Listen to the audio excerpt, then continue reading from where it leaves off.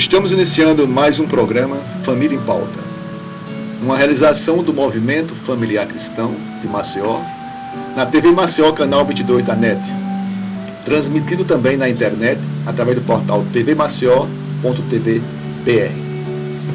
Este programa tem um desafio de levar os telespectadores e telespectadoras da TV Maceió assunto direcionado à família, à evangelização e também à divulgação das ações do MFC.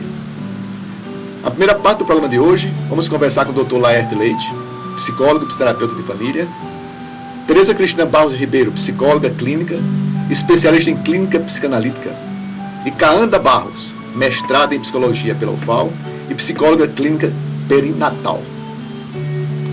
O assunto de hoje será: que criança estamos criando?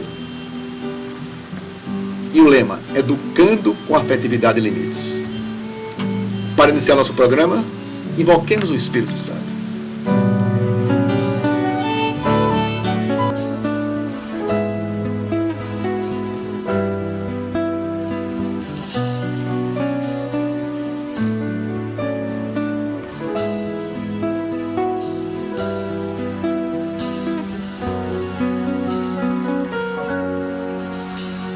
Vinde, Espírito Santo, enchei os corações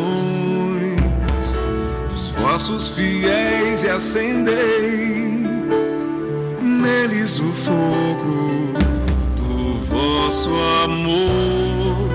Enviai o vosso Espírito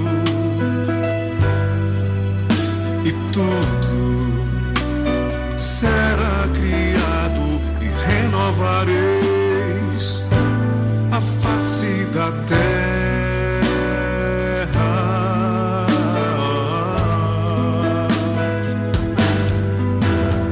Oremos, ó Deus que instruístes os corações dos vossos fiéis com a luz do Espírito Santo. Fazei que apreciemos retamente todas as coisas segundo o mesmo Espírito, e gozemos sempre da tua consolação, por Cristo nosso Senhor, por Cristo Senhor nosso. Amém. Estaremos reunidos em nome do Pai, do Filho, do Espírito Santo. Amém.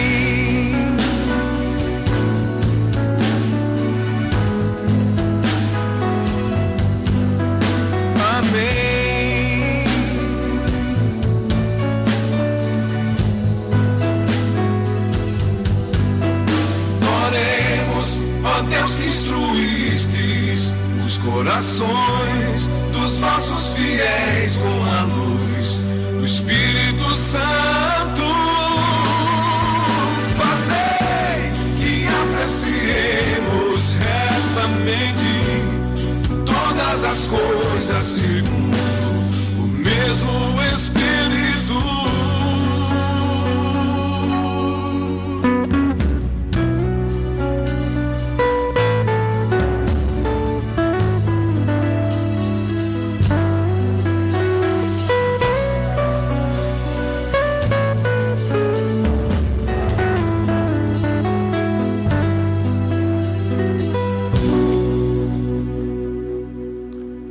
Com a presença do Espírito Santo entre nós, iniciamos o programa agradecendo a você, telespectador amigo, pela audiência, e aos nossos entrevistados, pela honra de tê-los em nosso programa. Amigos, hoje é um dia especial. Mais um dia especial, porque cada dia é um presente que nós temos. Um presente que Deus nos dá. E hoje a barra aqui está muito pesada porque são 3 grandes psicólogos, 3 pessoas humanas muito lindas, que vai contribuir muito para nossas famílias, para os grupos de base, para o nosso movimento, para a sociedade, com um tema que é importantíssimo, gente. Porque eu gostaria de começar com Laerte. Laerte, o que significa a importância da ordem do nascimento dos filhos na família, Laerte? Isso está me intrigando. Pois é, né? Agradecendo a presença do ouvinte, do telespectador, né, que está aqui conosco, a gente traz uma novidade para você. Os filhos não nascem na mesma família. Cada filho nasce num momento existencial da sua família. O primeiro é aquele que você vai aprender. Aquele que você acorda de noite para ver se ele está respirando. Aquela angústia, será que ele tem vida própria? Será que ele vai morrer? Ele recebe todos os cuidados, ele é o rei, né? Tudo para ele, a vida para ele, o mundo é para ele, os pais são para ele. Esse é o primeiro filho, desde que ela tenha sido gerada com amor. Diferente, a gente pode falar depois, daquela criança que chegou sem avisar. Aí é outra história. Estamos falando da família construída com amor. Planejada, né? Planejada, a família cristã, né? Essa criança chega para formar a família. Então ele vai ter toda essa mordomia, o pai vai ajudar. A gente viu aqui a Emília, a beleza que foi a chegada do bebê dela. Ok. Aí o segundo filho. O segundo já chega num lugar onde já tem alguém. Quando o primeiro chegou, não tinha ninguém, ele era o rei. E às vezes, inadvertidamente, a família diz, agora vai perder o reinado, vai chegar o irmãozinho. Esse trabalho mal feito, né? Ninguém perde reinado. Se a gente pudesse dizer, agora vai chegar mais um amigo para acrescentar a nossa vida, é mais um amigo que vai chegar. Então a criança já recebe de outra forma aquele ser, se também foi bem planejado. Se ele está chegando com a permissão do pai e da mãe, todo um contexto familiar, ele vai chegar. Só que ele chega numa família diferente. O primeiro chegou numa família que só tinha ele. O segundo já chega numa outra família, onde já tem alguém. E ele vai ter que achar o espaço dele. E qual é o espaço dele? É querer imitar o irmão. Ele é mais estimulado porque o irmão já sabe as coisas. Ou o irmão falar, ele quer falar igual ao irmão. E essa tentativa de ser igual ao irmão, ele vai se desenvolvendo desde que a família não deu ao irmão o status de pai, ao mais velho. A pior coisa que um pai pode fazer é mandar o irmão velho tomar conta do irmão mais novo. Esse peso que fica, a gente vê isso em consultório, o mais velho odiar o irmão mais novo porque ele tem que tomar conta, o irmão mexe nas coisas dele e o pai diz, tem que deixar. O segundo tem que aprender a respeitar as normas, inclusive as coisas do irmão mais velho. O que o irmão mais velho não precisou. Então, se é uma família onde todo mundo coopera, ele vai chegar bem nessa família, ele vai aprender que ele tem limite. Ok. E o terceiro filho? O terceiro filho é o mais novo que está chegando, olha aí. Se ele chega no momento em que as irmãs ou os irmãos, o casal, o quer também, ele vai ser recebido com esse carinho que vocês estão vendo. É um ser que chega para acrescentar, ele não vai tomar espaço de ninguém. A gente às vezes diz, vai tomar o espaço, agora chegou o menino. Não é assim que funciona, né? Mas quando vai chegar o irmãozinho querido, que a gente vai amar, que vai cuidar dele também. Olha aí o irmão aí. Esse chegou, a gente nota que ele é bem recebido, ele faz parte do trio. O mais novo é aquele que vai ser o brincalhão, que vai ser o pouco responsável, porque todo mundo cuida dele. E ele não tem que se preocupar com nada, porque as coisas vêm à mão dele. Então, geralmente é o farrista, o brincalhão. O do meio é o responsável, aquele que concede, aquele que consente, aquele que equilibra. E o mais velho, coitado, às vezes ele fica no papel de perfeccionista, porque foi exigido dele desde pequeno essa perfeição. Então, numa família equilibrada, a gente vai ter esses três papéis. O mais velho, que é o perfeccionista, o do meio, que é o negociador, e o mais novo, que é aquele fanfarrão, é o alegre, é o brincalhão. Né? O primeiro filho, aquele mais velho, é aquele que planeja tudo com antecedência, que organiza tudo, aquele é super organizado. Se algo não dá certo, ele se sente culpado. Né? O do meio, não. O do meio é aquele que concilia, que negocia, né? E o mais novo é aquele que não quer saber, é tudo para ele. Ele chega na festa sem nada, ele quer participar. Mas numa família disfuncional, isso não acontece. Os papéis não ficam tão bem definidos assim. E aí precisa entrar o psicólogo de família para ajudar o pessoal a reestruturar o seu lugar na família. Olha aí que coisa linda. Esse é o irmão bem-vindo, a família funcional. Uma família que cada um que chega, até o vizinho que chega, ele não vai tirar nada, ele vai acrescentar. É uma família onde se acrescenta, onde o amor é maior do que a pessoa. Então tudo é bem chegado. Hoje a gente vai falar sobre esse bem chegado. A gente precisa falar sobre o que é bom, porque a mídia está falando só o que é ruim. Né? Estamos agora lutando para que não seja aprovado o estatuto do menor de cabeça para baixo. Né? Virou de cabeça para baixo. Agora o menor que devia ser proibido, ele vai ser encarcerado. Mas não se parou para pensar que não é só o direito que ele vai ter de ser julgado e ele vai poder dirigir com 16 anos, ele vai poder casar com 16 anos. Você vai acelerar tudo. Votar, né? Votar ele já pode. Agora, ele vai ter direitos de adulto também. Não vai ser só a pena. Ele vai ter um monte de direitos que ele não tem maturidade para beber, por exemplo. Olha quanta coisa vem junto e não está sendo questionado. Então vamos debater bastante. Isso aí, ok. Como também toda uma teoria de abordagens sobre o gênero. Educação, gente, tem que ter amor, e amor tem que ter respeito. E respeito não é sem limite. A criança não consegue achar sozinha o caminho. Ela precisa encontrar limite e muito amor. Quando a gente transforma esse amor num ato erótico, simplesmente, a gente está jogando fora a relação amorosa da família. A nossa família cristã é pai, mãe e filhos. O nosso Criador, através de Jesus, veio trazer a família cristã. Pai, mãe e filho. Papel da Maria como mãe, papel de José como protetor. Essa família é que a gente acredita. Bom, vão se criar outras famílias, ok. E não querem fragmentar a família, né? Okay. Eles querem assim, destruir essa família. Então, essa família que está agora no quadro aí, né, que está quase rompendo, é preciso botar uma cola nessa relação, para que ela não seja destruída. E essa cola é quando a gente encontra Deus na vida da gente. Deus é a palavra que une, que perdoa. A Canda estava falando aqui no bastidor. Silaerte, eu não guardo mágoa. Eu entendo a minha leveza como não guardar ressentimento.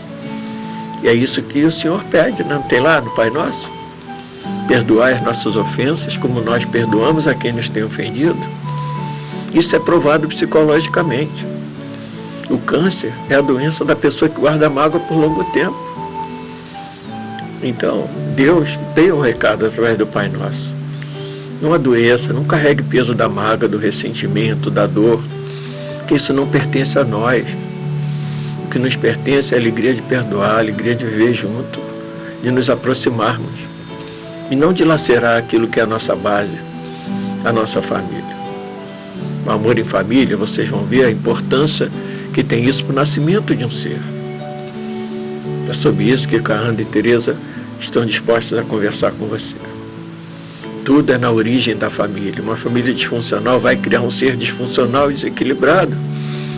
E que bom, né, que o Valverde e a TV Maceió nos permita estar conversando com você sobre isso. Te alertando. Cristão, né? Movimento Familiar Cristão, o objetivo é desenvolver a arte de amar e crescer juntos. A família está separada, esse tal de WhatsApp, Facebook e jogos de rede são elementos destruidores do sistema familiar. E é aqui no programa que a gente vai mostrar o lado bom para você. A Canda está aí, né? A Canda e a Teresa estão. Então agora, a minha amiga Canda, que eu aprendi a admirar como pessoa e como profissional, a Teresa, é aquele exemplo de relacionamento mãe e filha que a gente espera. Eu não esperava que pai e mãe conseguisse, filha e mãe conseguisse trabalhar junto. Desse, né, Léa? A gente tem um milagre aqui do amor acontecendo. Então, Canda, como é que é essa história de nascer com amor? Como é que é isso? Então, agradeço a oportunidade de estar aqui conversando com vocês. E é como você falou, né?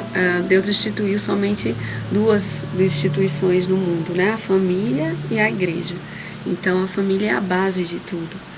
E como esses casais se encontram, né? A família começa aí, a partir do casal, de como esses casais se encontram e de quando eles se casam, como esse casamento, como essa gestação ela é planejada ou não.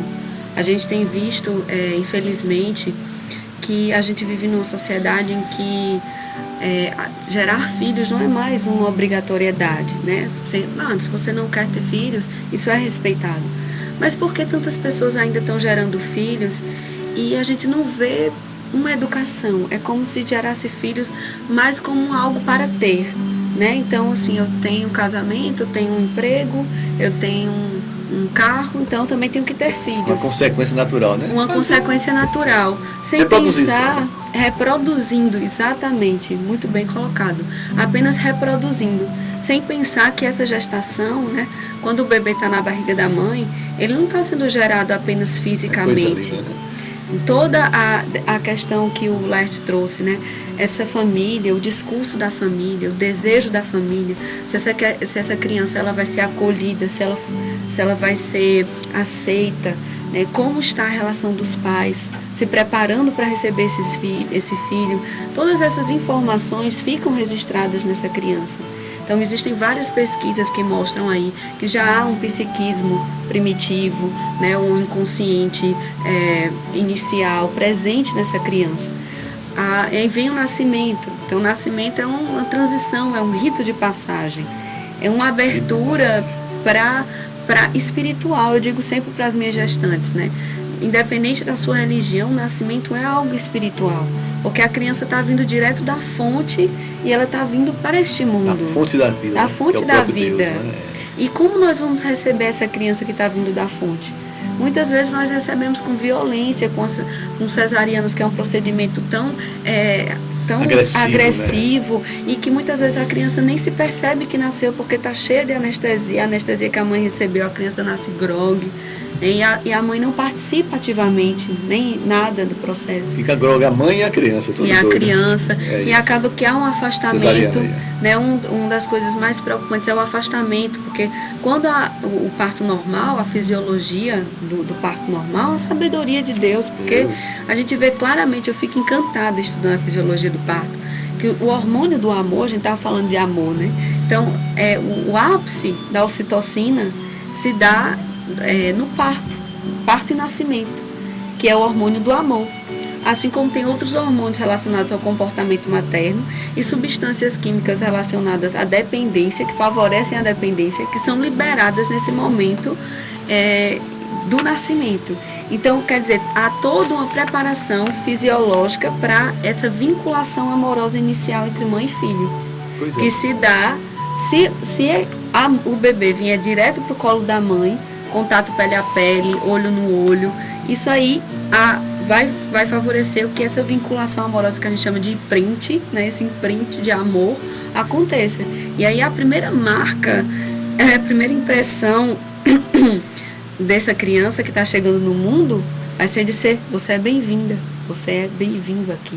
E isso, Laerte, como terapeuta familiar, sabe, que isso gera uma crença, né, e que fica aí para o resto da vida.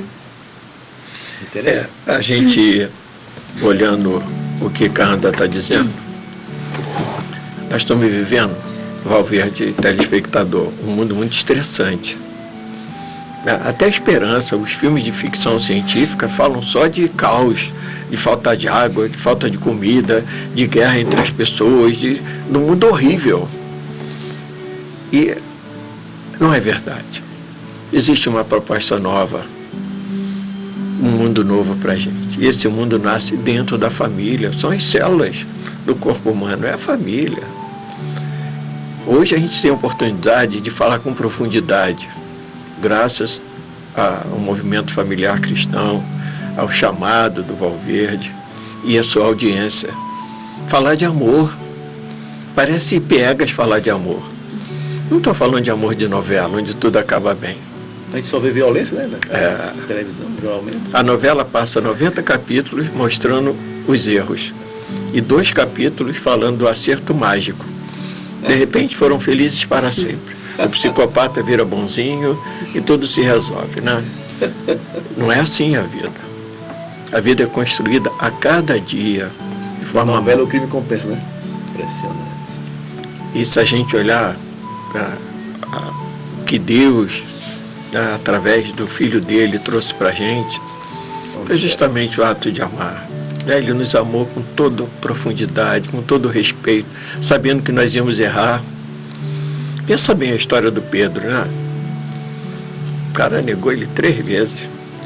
E ele disse, sobre ti, vou construir a minha igreja.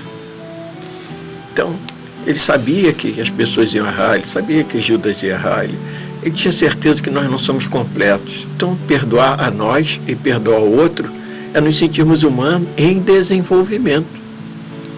Na medida que eu quero aprender, eu não quero amar. Eu preciso estar pensando em prevenção. E o que Kaanda disse? Jesus e Pedro aí. O que Kaanda disse é: amai o próximo como a ti mesmo. Meu filho vem de dentro de mim, mas não me pertence. Foi-me dado por uma força superior. Presente, né, Léo? E que eu devo saber a hora de receber. A Maria estava distraída, né? De repente veio alguém e falou: ó, tem um filho de Deus aí para você cuidar. E ela aceitou. Nossos filhos são nos dados para que a gente cuide com amor. E que seja na hora que nós estejamos preparados. Não como a gente está vendo, eu vou ter um carro, eu vou ter uma casa, eu vou ter um filho. E esse filho, se vier como objeto, eu vou colocar ele para trabalhar logo cedo. Depois na creche o dia inteiro. Quando ele cresce, eu vou botar ele no judô, no karatê, no piano. Eu vou transformar ele no executivo, porque eu não tenho tempo para ele. Não tenho tempo para mim, não tenho tempo para ele, estou no estresse. O estresse me tira a capacidade de amar. Aceitação de Maria, né?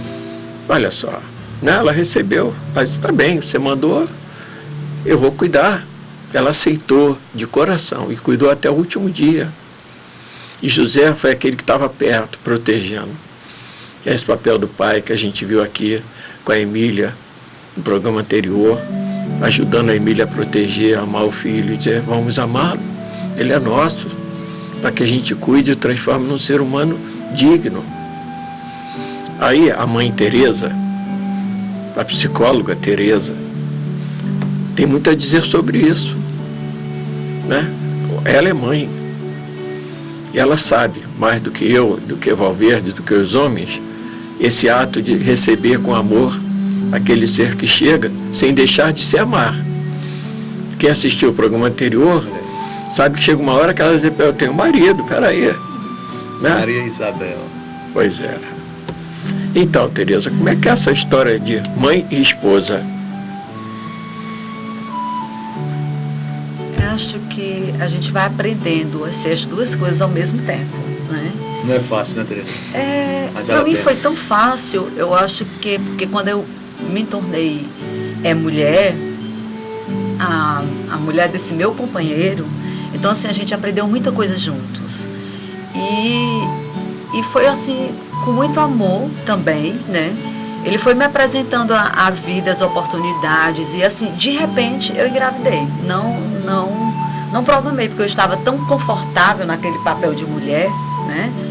De companheira, que aí quando eu descobri que estava gestante, assim, a gente resolveu foi um presente, né?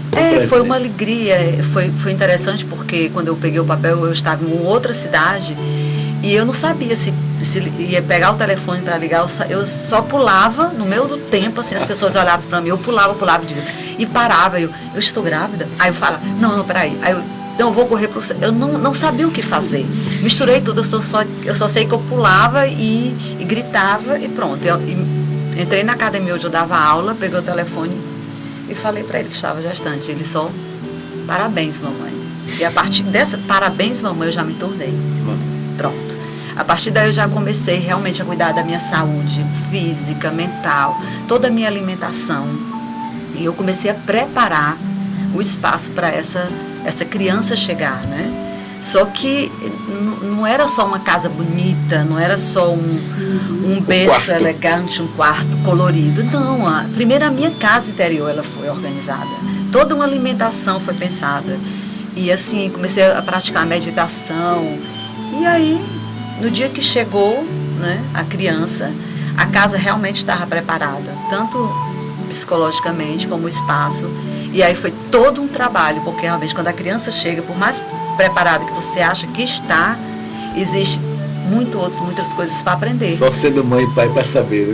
Porque ali tem um sujeito que também tem as suas próprias vontades. Exato. Aquele sujeito que está ali bem pequenininho naquele berço, vai chorar para chamar a tua atenção. E aí tu vai descobrir que choro é esse. Exigente, é manha. É exigente. É um amor exigente. É manha, tá com fome, tá com frio. Tá dói-dói. Tá dodói. E a gente tá, como o Valverde falou, né? De repente à noite você acorda e vai lá ver se a respiração tá correta, né? E ser mãe e pai, criar uma criança saudável, a gente precisa primeiro estar atento. Eu acho que também procurar conhecer. O conhecimento é bom, sabe? Procurar conhecer até que ponto eu sou uma boa mãe, no sentido de não invadir tanto. Até o sono da criança. Tem mães que ficam tão cheias de desejo para viver a vida do bebê, que o bebê nunca fica sozinho, ele não consegue dormir tranquilo, ele não consegue brincar tranquilo, porque a mãe está lá impedindo esse momento de criatividade, né? E assim, um bebê ele também precisa de silêncio. Então, a partir daí, vem toda uma demanda do conhecimento da mãe, do ser humano, da mulher, e para que essa família acolha esse sujeito e possa dar felicidade para ele, né?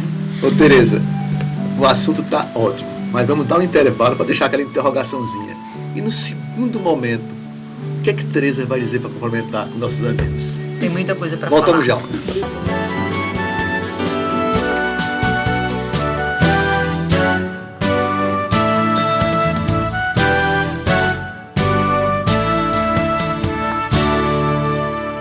O que é evoluir?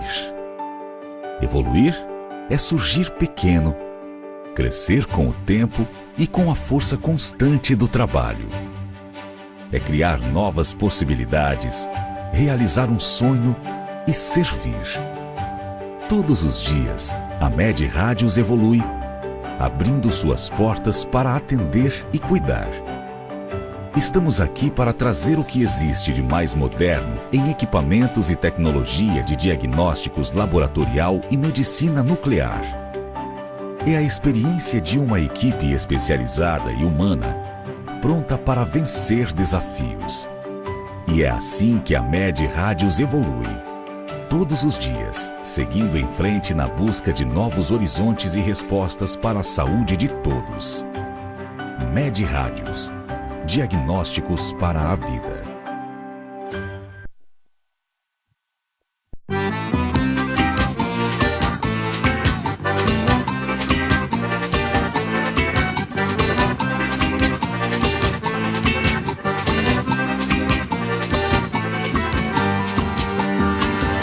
Água mineral Verdes Mares, mais uma empresa do grupo do empresário Rafael Tenório.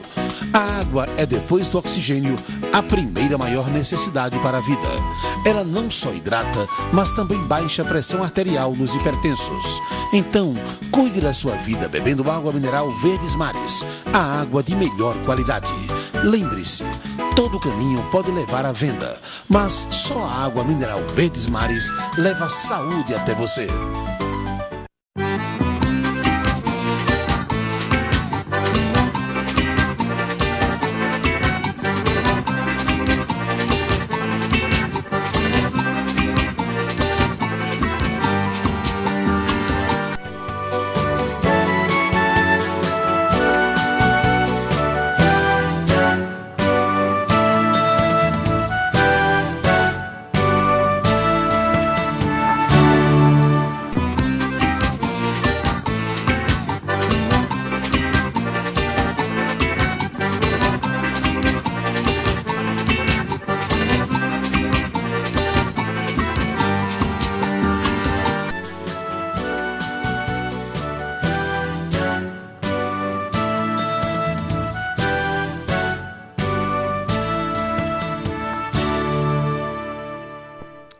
Estamos de volta com o programa Família em Pauta, iniciativa da TV Maceió, canal 22 da NET, uma produção do Movimento Familiar Cristão de Maceió.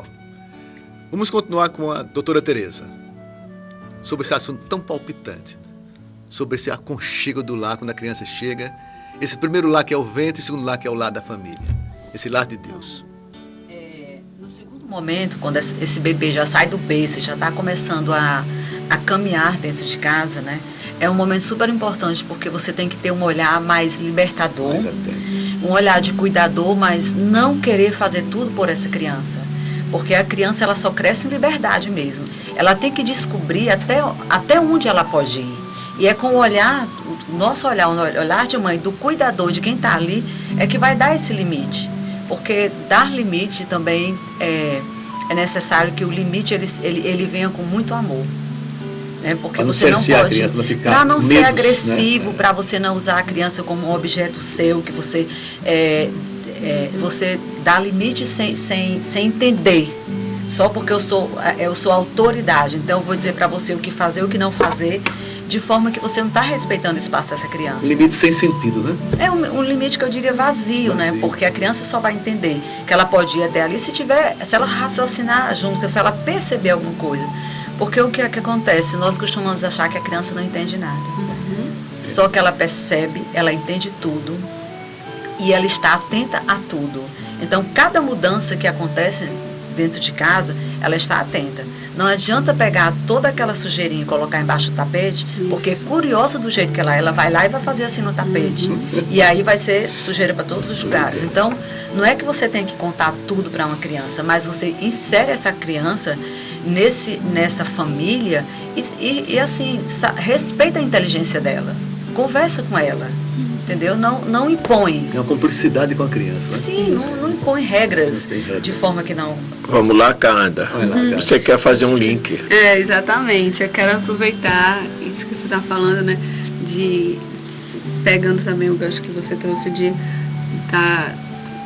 mandamento de Jesus, né? Amar o próximo como a si mesmo. Então, esse como a si mesmo não é à toa, é conforme ama a você mesmo. Ou seja, você só pode amar um filho, um marido, né, ou pessoas, qualquer outro próximo, a partir do momento do que você se ama. Se amar também. Então, essa preparação para a maternidade que a Teresa colocou, de preparar a sua alma para receber o filho, significa esse autoconhecimento, né? Amar, se amar. Perdoar os seus pais, entender a sua história, né? Porque inevitavelmente a nossa tendência enquanto ser humano é reproduzir a educação que a gente recebeu com os nossos filhos, né? Mas muitas coisas a gente pode reproduzir que foram boas, mas outras a gente pode fazer melhor, outras a gente nem quer nem lembrar que aconteceu, né? Mas elas estão marcadas na nossa alma. Então, e como a Teresa falou, essa sujeira, que é o que o Jung chama de sombra, né, que seriam esses aspectos que a gente nega, que a gente esconde da nossa personalidade, da nossa história, eles vêm à tona com a maternidade e a paternidade, inevitavelmente. E aí cabe a cada pai e mãe a ver o filho como uma oportunidade de crescimento e de desenvolvimento pessoal, a partir de uma comunicação verdadeira, que é o que a Teresa está falando. Não adianta você querer fazer que está tudo lindo, a criança sente. A criança tem uma ligação emocional direta com os pais. Então, ela percebe o ambiente. É dizer, a mamãe está estressada porque a mamãe está passando algum problema. Está passando um problema no trabalho, mas não é nada com você. A mamãe te ama, o papai te ama, mas o papai está preocupado porque o vovô está doente. Quer dizer, isso faz com que a criança entenda que problemas existem, dificuldades existem, mas que nem tudo está relacionado a ela. E que existem soluções também. E que existem soluções, e faz parte da vida. Né? Então, esses limites que a gente vem trazendo, são limites que eles são sendo colocados no diálogo. E outro ponto que o Laerte trouxe muito importante, no tempo. Se não tivermos tempo de dedicação para educar nossos filhos, não vai haver uma boa educação. Porque todo relacionamento, ele precisa de investimento, né? Para que ele possa florescer. O afeto, o amor, ele precisa ser também alimentado. esse amor que a gente está falando, né? Ele precisa ser alimentado todos os dias. Então, é uma coisa que a gente tem visto muito pouco, a dificuldade dos pais de realmente separar um tempo para fazer algo com o filho, não para o filho. Não é comprar um sorvete para o filho ou dar um presente para o filho, mas é contar uma história. Vamos contar uma história junto. Vamos sair passear, vamos passear juntos e vamos tomar banho de mar juntos. Algo juntos. O que você está fazendo com o seu filho? Qual o tempo do seu dia que você está tirando? Que seja 10 minutos, que você desliga o WhatsApp, a gente estava falando do WhatsApp, você deixa a novela, deixa o WhatsApp, deixa o computador e fique ali totalmente disponível para aquela criança. A criança sentir o estado do pai da disponibilidade. Existe um grito dessa criança com relação a isso. E esse grito está sendo mal interpretado, porque a criança que fica dentro de casa pulando de galho em galho, né? Quebrando alguma coisa, pedindo a atenção dos pais, o que é que acontece? Esse menino está imperativo, vou levá-lo ao médico. Porque a criança está dizendo, não, eu quero ser escutada, eu quero que você olhe para mim. Eu sou gente, eu não, visto. Então, eu sou gente, eu existo. Aí daqui a pouco, não, mas você vou lhe colocar no inglês, na aula de futebol. Ou seja, eu não quero olhar para esse problema. Academia, né? Então, eu me pergunto, por que estão colocando filhos no mundo? Para terceirizar? Filhos não é para terceirizar.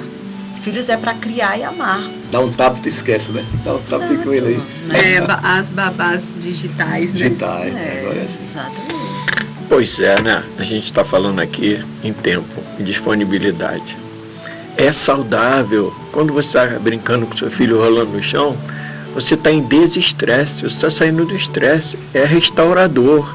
Essa relação que você está vendo aí, descalços, leves, lendo historinha, contando o garoto refletindo, que história é essa, que exemplo.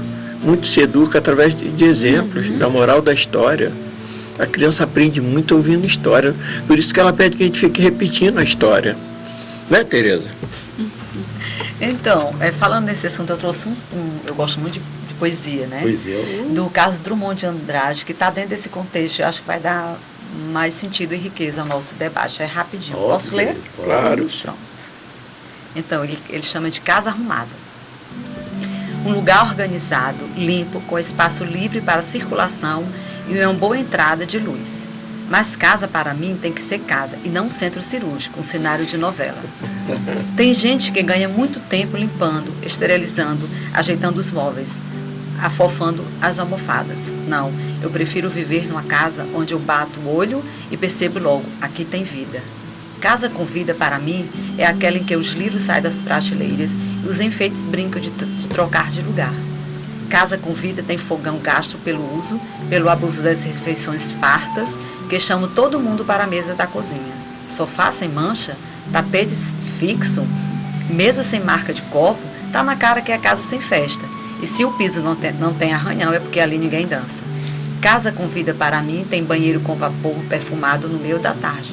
Tem gaveta desarrumada, daquelas que a gente guarda barbantes, passaporte, tudo junto. Casa com vida é aquela que a gente entra e se sente bem-vinda. Aqui está sempre pronta para os amigos e para os filhos, netos, vizinhos. E nos quartos, se possível, tem lençóis revirados. Casa com vida é aquela que a gente arruma para ficar com a cara de gente. Arrume a sua casa todos os dias, mas arrume de um jeito que lhe sobre tempo para viver nela e reconhecer nela o seu lugar. Então, casa com criança, como é que você chega numa casa com criança e os brinquedos estão todos arrumadinhos? Nas prateleiras tudo certinho. Significa que essa criança não está brincando, né? A gente tem que repensar isso nesse espaço. Tem que escolher, né? Sim. Ou casa arrumada ou filho arrumado. As duas coisas não acontecem. Perfeito, é um ou outro. Laerte, é isso mesmo. Mas olha só, a Cândida estava falando desse momento de amar a si próprio. Como é que você está, hein? Será que você gosta de você? Será que você agradece a Deus o seu dia, seu marido, seus filhos, seu trabalho? Será que você acorda agradecendo? Ou você acorda pensando o que falta? Eu quero ter a televisão maior, eu quero ganhar mais, eu vou pensar no final do ano, na festa que eu vou fazer no final do ano, eu vou guardar dinheiro para ir para o Réveillon. O que você está fazendo com o teu dia a dia? Ou você está pensando sempre no amanhã? Ou você está pensando que vai ficar desempregado? Meu Deus, o que vai ser? O mundo é ruim. E você esquece como a Cândida está falando, dos pequenos detalhes, como Tereza fala agora, né? O que é viver em família? E o estresse amanhã estresse. pode não existir, né? Amanhã pode não existir. A Cândida estava falando de viver em família, eu sei que ela tem mais para dizer. Vamos lá? Sim. Na verdade, eu queria falar um pouquinho sobre a questão dos limites, né? Quando a Tereza fala casa arrumada. Então, assim, a gente está vivendo uma era de medicalização muito forte e que me preocupa, tem nos preocupado muito. Como as crianças têm sido diagnosticadas de forma banal, os diagnósticos têm sido dados.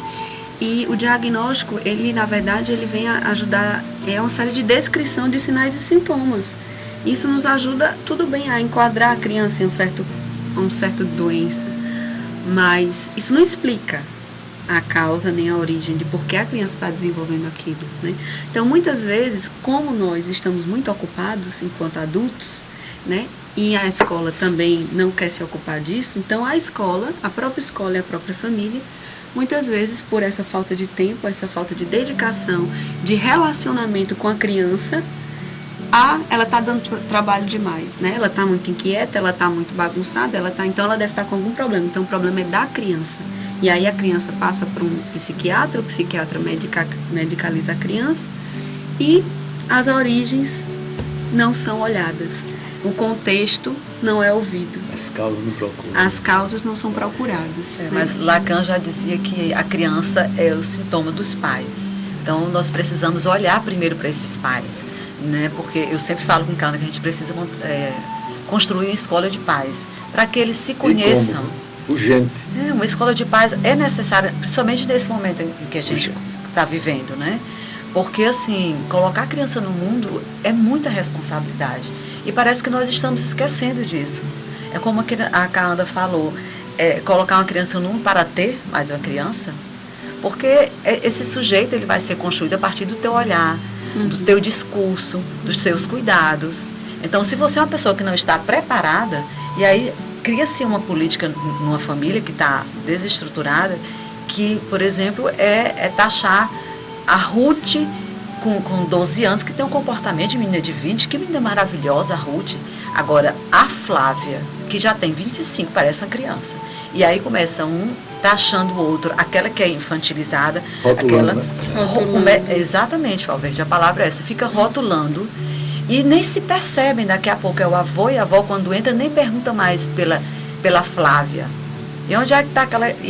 por onde anda a infantilizada? Por onde anda sabe, aquela que dá trabalho, aquele cãozinho, aquele danadinho? Usam palavras assim, e aí você está deixando a criança numa situação de desconforto tão grande, é um desrespeito. E essa política existe dentro de uma família, infelizmente. Deixa eu completar. Não é só isso, não, tem mais. Mais ainda. Quando a mãe diz assim, se eu soubesse o que é ter filhos, eu não os teria. Nessa hora você põe o cara a zero. Essa criança diz, eu não existo, eu não tenho jeito, porque minha mãe não me quis, minha mãe não me quer. Eu não tenho lugar nessa família. Exato. E às vezes, numa hora de desespero, a mãe diz isso. Ou eu queria tanto uma menina, mas veio o menino. Aí é matou terrível. tudo, né? A mãe que diz assim também, eu queria tanto ter uma filha médica. Esses papéis que a gente vai pedindo, e às vezes o filho que está sem lugar diz, opa, é aqui que eu vou atender a minha mãe, coitado. É aqui que eu vou, esse lugar que eu vou achar na família. Né? Então, tudo que a gente fala, e o bebê também, o garoto está se perguntando, quem eu vou ser? Está lá o rótulozinho na testa dele. Nós rotulamos as pessoas, o marido, o filho, os homens. Tem mãe que diz assim, homem, minha filha, se eu soubesse, eu não teria homem, não presta, é tudo igual. Cuidado com o seu namorado, porque está vendo o seu pai? Essas mensagens na hora de crise, desespero interior, fica nos filhos, né? E quando a Cândida diz... Para o resto da vida, não é? Fica. Para o resto da vida. As palavras têm poder, Tem né? poder. As palavras a gente entende, assim, eu estou estudando no mestrado uma perspectiva construcionista. E ela me ajuda muito a pensar o poder da linguagem. A linguagem, ela não serve apenas para que nós comuniquemos algo que está dentro, fora e dentro. A linguagem, ela constrói realidades. Por exemplo, quando a gente lança no manual diagnóstico DSM-5 lá um novo transtorno, algo que não existia passa a existir. E as crianças passam a ser diagnosticadas com aquilo que antes não era nem percebido.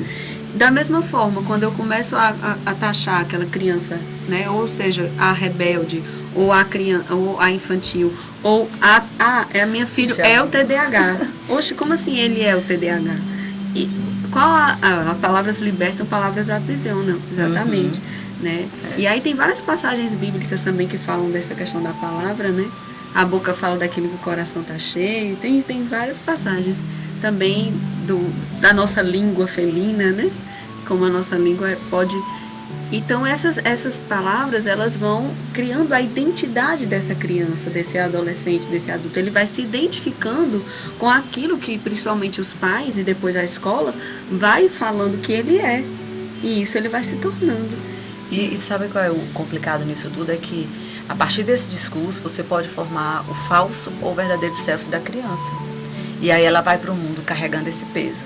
Por exemplo, você sempre é boazinha, porque eu sendo a boazinha, eu vou ser amada pelos meus amigos, eu vou ser amada pelos professores, porque professores adoram crianças boazinhas, quietinhas, que não questionam o seu papel. Né? Alguns pais também adoram criança quietinha que fica na televisão e não pergunta, e aí, vamos dar uma volta de bicicleta, que tal a gente caminhar na orla, né? Bom é aquela criança que fica ali quietinha. Vamos jogar bola? Né? E o que é que acontece? Quando essa criança é taxada de boazinha, ou seja lá, o que foi dito para ela, ela sai para o mundo conquistando todo com esse papel, com esse rótulo, usando um falso self que traz muito transtorno, muito sofrimento para ela, sofrimento psíquico, inclusive físico, porque depois vem a dor de garganta que não cessa, a enxaqueca que não cessa, as somatizações, né? Ela vai conseguir um emprego e antes está todo sofrendo, porque ela tem que usar o falso self, aquela máscara, né, que ela ali aprendeu. Tem que ter o tempo todo usando para poder conquistar aquele emprego, porque foi assim que ela aprendeu. Olha, né? Só, Tereza Caanda, meu telespectador. Essa frase é assim: quem me ama, concorda comigo. Né? Terrível. Então, eu levo isso para frente, eu sou obrigado a concordar com as pessoas para dizer que eu as amo. E quando ela não concorda comigo, ela não me ama. Olha, essa frasezinha, né? Quem me ama, concorda comigo. Porque a pessoa leva isso para o mundo, e ela, para mostrar o amor que ela tem, ela sai concordando com todo mundo e perdendo a identidade dela. Porque a voz dela não serve, é a voz do outro que é importante. Olha como pesa isso para a gente refletir. Ter um tempo para estar com o filho é legal, agora ter um tempo para meditar. Meditar não é ficar... não. Meditar é parar para me perceber, meu Deus, o que eu estou fazendo com a minha vida? O que eu estou fazendo com as pessoas que estão perto de mim? Nós aqui estamos convidando você para meditar. Avaliando a sua própria caminhada, né? Olhar onde eu estou. O que Caanda está dizendo? A língua não tem ossos, mas é forte o suficiente para cortar um coração. Por isso tenha cuidado com o que você diz para você também. Exatamente. Não é? Exatamente. Tem uma frase do Ibáñez, que é um dos autores do construcionismo, que ele fala isso, né? Aquilo que você diz sobre você é a sua identidade. A partir do momento que você muda as palavras, você está mudando a própria identidade. É isso que a gente faz na terapia, né? Ajudando a ressignificar as palavras, essas máscaras, né? Que a gente vai aprendendo a ser. Tem uma coisa que eu queria trazer, que você falou agora, né? De se perceber. Então, uma das dificuldades que uma autora que eu gosto muito é a Laura Gutman, ela diz que na falsa questão de limites, ela diz que é uma falsa questão dos limites. Porque, na verdade, o que está por trás da ausência de limites é a ausência de uma interação, de uma comunicação verdadeira com a criança. E por que a gente tem dificuldade dessa comunicação? Porque a gente tem dificuldade de perceber até o que a gente sente, a gente não sabe o que a gente quer. Né? A gente vai para a terapia querendo saber isso, né, Ué? Mas o que está acontecendo comigo? Quem sou eu? Quem sou eu? Qual é o meu propósito nessa vida? Então, ela propõe... ela é maravilhosa. Ele super aconselha os pais a lerem os livros dela. Verdade. Que ela tem uma linguagem muito simples. Fácil, né? E aí ela traz uma alternativa para os nãos, questão do limite, né? Ela diz assim, imagine você, pai e mãe, pare quantas vezes você fala não por dia para os seus filhos. Então, esse não já não tem mais nem efeito, vamos combinar, né? A criança nem escuta mais. Por quê? Porque você está usando de forma indiscriminada para várias situações e em vários momentos. Tudo é não. Tudo é não. Aí ela propõe o quê? Vamos ser mais inteligentes, né? Então vamos exercer uma comunicação com essa criança para ajudar essa criança a perceber o que ela está necessitando. Porque ela diz uma coisa importante. Muitas vezes a criança está ali, né, bagunçando, pedindo uma coisa que o pai não pode dar e fazendo barulho, mas é um pedido deslocado. Na verdade, ela está usando aquilo ali para chamar a sua atenção, porque ela sabe que assim ela chama a sua atenção. Então ela faz. Mas, na verdade, o que ela quer é outra coisa. Carinho. É carinho, é um momento de brincar junto, né? Então, ela dá 3 passos, né? Para essa alternativa para não ficar usando o não indiscriminadamente. Primeiro, reconhecer as necessidades da criança e verbalizar. Então, por exemplo, você passou o dia fora trabalhando, chega em casa, vai fazer as coisas de casa e a criança está ali, querendo brincar. Mãe. Aí, meu filho, peraí. Aí você fica, deixa eu terminar o jantar e tal. Aquela confusão. Aí, vai escovar os dentes, menino. Tá na hora de dormir. Aí, não quero escovar os dentes. Você tem que escovar os dentes. Aí começa aquela discussão. Mas o que é que a criança está querendo dizer não quer escovar os dentes? Ela passou o dia todo longe do pai e da mãe. E aí ela sabe que escovar os dentes é porque vai dormir. Ou seja, perdeu o playboy. Não vai ter mais chance com aquela mãe. Então a mãe pode perceber, eu estou entendendo. Você passou o dia sem mim, você está querendo ficar um pouco comigo, mas eu também estou muito cansada. Então vamos fazer o seguinte, eu leio uma historinha com você, você escova os dentes e eu sento na cama com você, a gente lê uma historinha junto, e aí eu durmo, você dorme, e amanhã de manhã a gente faz um passeio, amanhã de manhã a gente brinca, quando a mamãe estiver mais relaxada. Então, é reconhecer a necessidade da criança, reconhecer a sua necessidade também, não é dizer fazer tudo que a criança quer, reconhecer os seus limites também e colocar para a criança. Porque isso é básico na nossa convivência social. O que eu preciso, o que o outro precisa. E chegar a um acordo que tente atender às necessidades de ambos. Criar uma ponte. Exato. Pois é, olha só. A Carla está chamando a atenção de negociar. Se você está estressado, não está feliz no seu emprego, não está feliz na sua relação com seu marido, com a sua esposa, como é que você vai ter essa calma suficiente para negociar? Você não quer ninguém, você não quer nem o marido, não quer nem a esposa, você está doido para chegar em casa e dormir, relaxar, ou ficar na televisão, ou ficar no WhatsApp. Não tem paciência. Então, esse amar-se, cuidar de você, para você estar de bem com você, isso vai propiciar você olhar para o outro. Exatamente. Se eu estou tão fechado em mim, coisas não resolvidas, o cliente chega lá para mim, todos eles usam uma frase constante, eu não consigo. Essa frase é persistente. E a terapia vai evoluindo, ele vai deixando de falar eu não consigo, porque ele vai abrindo portas para ele, primeiro, para depois abrir para o outro. O estressado que chega na terapia, ele não tem saída, as portas estão todas fechadas. Como é que ele vai negociar se ele não se ajudar?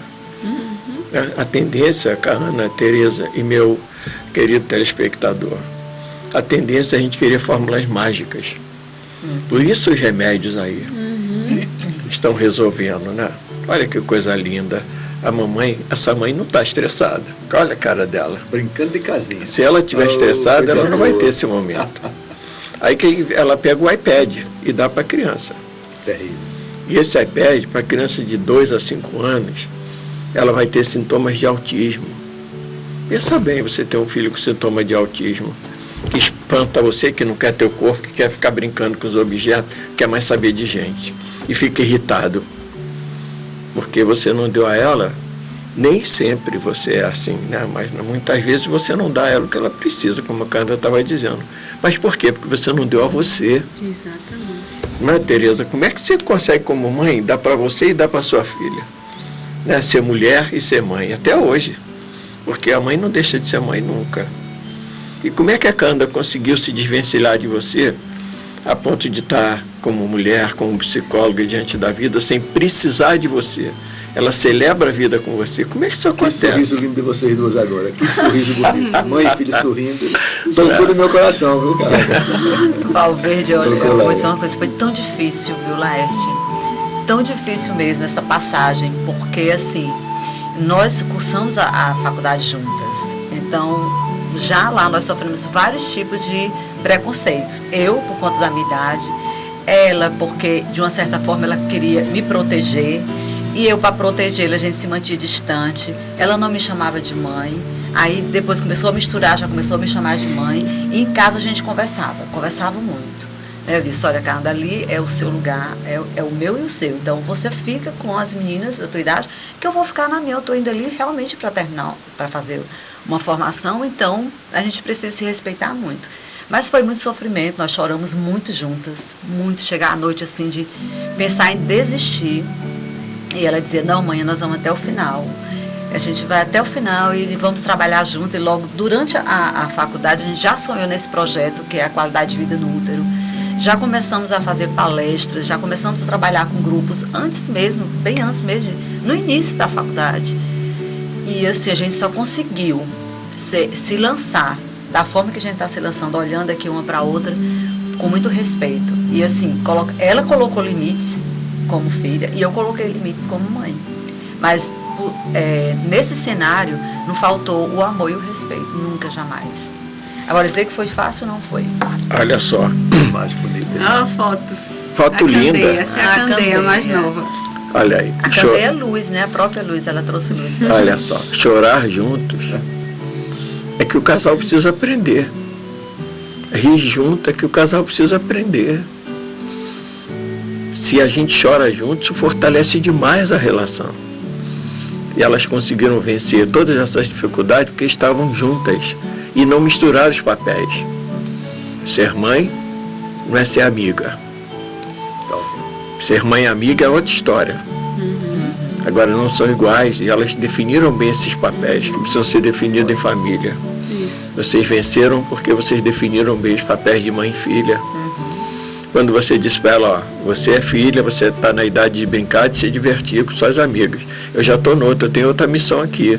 Não vamos misturar, mas nós estamos juntos. É uma coisa bonita. Laerte, isso é muito bonito. Canta, Tereza, a você ouvinte. Programas como esse faz com que a gente cresça como família, como cidadão. Isso é uma riqueza para o dia a dia. Precisamos ter programas como esse. É uma pena o tempo ser... O dia ser 24 horas, aqui temos só 1 hora. Mas vamos ter muitos momentos como esse, porque o movimento familiar cristão patrocina esses momentos, para que você aí, como falou doutora Tereza e Caanda, é uma escola de pais, gente. Aqui nós aprendemos a ser pais e ser mães. Então a você, telespectador, estamos chegando ao fim do nosso programa de hoje, mas vamos ter muitos momentos com essa equipe tão boa e outros que possam nos ajudar. Agradecemos a vocês todos e até o próximo programa, se Deus quiser. Obrigado a vocês, meus amigos. Obrigada a você, Valverde. Até lá.